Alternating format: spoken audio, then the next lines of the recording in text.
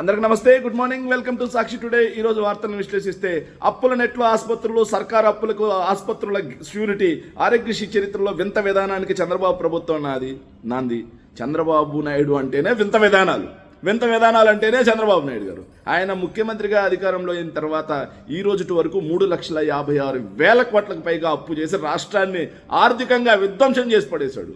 ఈ 3,56,000 కోట్ల రూపాయలు అప్పు చేసినటువంటి పెద్ద మనిషికి ఆరోగ్యశ్రీలో ఉన్నటువంటి నెట్వర్క్ ఆసుపత్రులకు ఇవ్వాల్సినటువంటి 3,000 కోట్ల రూపాయలు బకాయిలు ఇవ్వడానికి డబ్బులు లేవంట. 3,56,000 కోట్ల అప్పు, 3,000 కోట్ల రూపాయలు బకాయిలు ఆరోగ్యశ్రీ అనే సంజీవన్ లాంటి పథకానికి ఇవ్వడానికి డబ్బులు లేవంట. మరి ఏం చేస్తాం? ఇంత దుర్మార్గమైనటువంటి ప్రభుత్వాన్ని చరిత్రలో చూసామా? నెట్వర్క్ ఆసుపత్రులు మొత్తం కూడా ఈరోజు పేదవాడ ఆసుపత్రికి వెళ్తే వైద్యం చేయట్లా.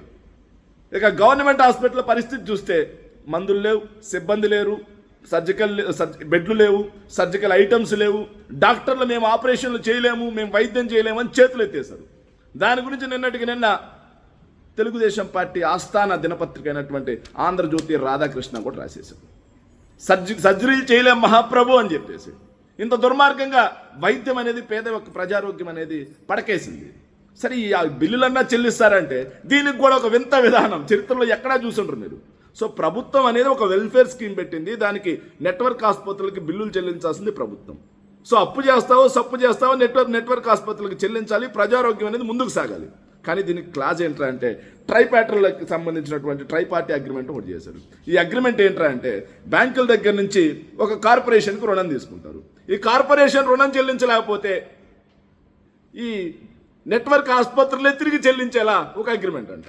సో గవర్నమెంట్ అనేది ఒక కార్పొరేట్ హాస్పిటల్స్కి, నెట్వర్క్ ఆసుపత్రులకి బకాయి ఉంటే ఆ బకాయి గవర్నమెంట్గా చెల్లించాలి. లేదు మేము అప్పులు తీసుకొస్తాం, మీరు గ్యారంటీ ఉండండి, మేము చెల్లించకపోతే మీరే చెల్లించాలి తిరిగి అని చెప్పి ఒక అగ్రిమెంట్ అంట. ఈ వింత విధానం ఎక్కడైనా చూసామా? దాంట్లో కూడా 8% వడ్డీ ముందే పట్టేసుకుంటున్నారంట.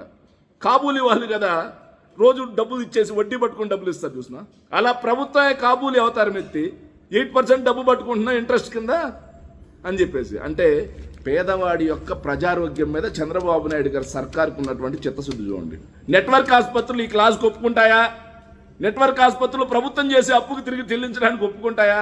సంతకానికి వస్తాయా?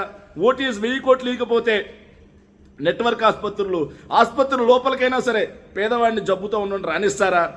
సో ఒక పథకం ప్రకారం ప్రభుత్వ వైద్యాన్ని నిర్వీర్యం చేసి పడేశారు. ఇంకో పథకం ప్రకారం ఆరోగ్యశ్రీ పథకాన్ని నిర్వీర్యం చేసి పడేశారు.